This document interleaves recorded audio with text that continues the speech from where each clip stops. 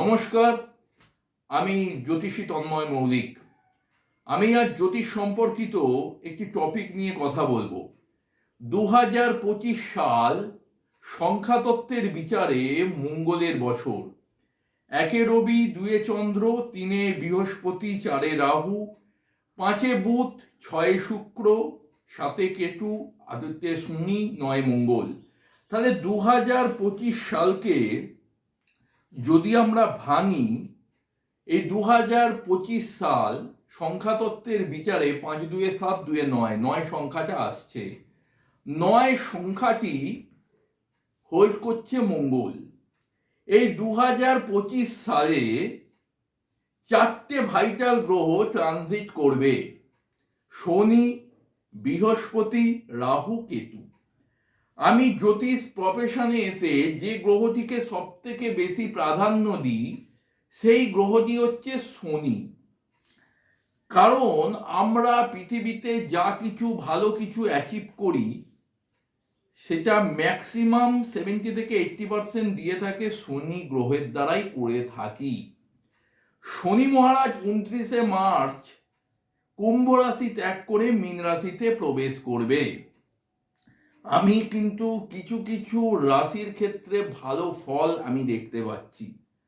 আপনাদের জন্ম ছকে যদি ভালো গ্রহ পজিশন থাকে, ভালো গ্রহ কম্বিনেশন থাকে, এই শনি যে মীন রাশির পূর্ব ভাদ্রপদ নক্ষত্রে 29 মার্চের পর প্রবেশ করবে, কিছু কিছু রাশির ক্ষেত্রে ভালো সময় আসবে।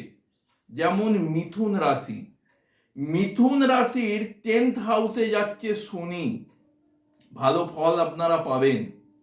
কর্কট রাশি, 2.5 বছরের যে গ্লানি, 2.5 বছরের যে বাধা, সেই বাধাগুলো কাটবে।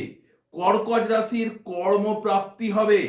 কর্কট রাশির যারা ব্যবসা করছিলেন, ব্যবসায় ঠিকমতো দাঁড়াতে পারছিলেন না, কর্কট রাশির ব্যবসায় উন্নতি হবে। কন্যা রাশি, কন্যা রাশির ক্ষেত্রে যারা বিবাহযোগ্য ছেলে মেয়ে আছেন, অনেকদিন ধরে বিয়ের জন্য ট্রাই করছিলেন, কন্যা রাশির বিয়ে সম্পন্ন হবে। বিবাহের যোগ আছে কন্যা রাশির 2025 সালে। এবং সব থেকে ভালো হবে মকর রাশির। 7.5 বছরের 7.5 গ্লানি থেকে আপনারা মুক্তি পাবেন। মকর রাশির চাকরি প্রাপ্তি হবে, ব্যবসায় উন্নতি হবে, বিবাহের যোগ লাগবে মকর রাশি। কিন্তু কিছু কিছু রাশির ক্ষেত্রে আমি ভালো দেখছি না। প্রথম হচ্ছে মীন রাশি। আমি বারবার করে আমার ক্লায়েন্টদের বলি, বা আমার এই চ্যানেলের মাধ্যমে আমি বলছি, যাদের মীন রাশি তারা এখন থেকে অভিজ্ঞ জ্যোতিষীর পরামর্শ নিন। মীন রাশি যাদের স্টুডেন্ট, তাদের পড়াশোনার মান ভালো হবে না। যারা চাকরি করছেন তাদের কিন্তু, যারা প্রাইভেটে আছেন তাদের হঠাৎ করে চাকরিতে একটা গোলযোগ তৈরি হবে এবং মীন রাশি আপনাদের চাকরি চলেও যেতে পারে। আমার কথাগুলো মেলান, আমার কথাগুলো যাচাই করুন। মীন রাশি সময় ভালো যাচ্ছে না। এবং 29 মার্চের পর মেষ রাশির কিন্তু 7.5 শুরু হবে। মেষ রাশি যারা, তারাও অভিজ্ঞ জ্যোতিষীর পরামর্শ নিন। আমি বারবার করে বলেছি, শনির 7.5, যতই জন্মছকে শনি ভালো থাকুক না কেন, শনির 7.5-তে গুরুহানি হয়। আপনার যদি 26 বছর উপরে বয়স থাকে এবং যদি আপনার মা বাবার মধ্যে কেউ অসুস্থ হয়, এই টাইমে কিন্তু গত হওয়ার সম্ভাবনা থাকে 7.5 পিরিয়ডে। কিন্তু ব্যাপার হচ্ছে, শনির পজিশন কি দেখতে হয়, কিন্তু 7.5 আপনার জীবনে ম্যাক্সিমাম 7.5 নেগেটিভ 7.5 বলে পরিলক্ষিত হয়। তাহলে মেষ রাশি, মীন রাশি সময় ভালো নয়। এবার বলবো সিংহ রাশি।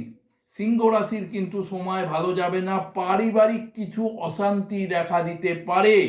এবং তুলা রাশি, তুলা রাশিরও কিন্তু শরীর স্বাস্থ্য ভালো যাবে না। এবং যেটা বলবো ধনু রাশি, ধনু রাশির কিন্তু 4th হাউসে শনি যাচ্ছে। আপনাদের পারিবারিক অশান্তি কিন্তু লেগে থাকবে এবং ধনু রাশির যে কোনো কাজ করবেন সব কাজে বাধা আসবে। আজকে সংক্ষিপ্তভাবে এইটুকু বললাম। যারা আমার সঙ্গে যোগাযোগ করতে চান, আমার নাম তন্ময় মৌলিক, আমার ফোন নাম্বার 8777423132। নমস্কার, জয় মা তারা, জয় গুরু।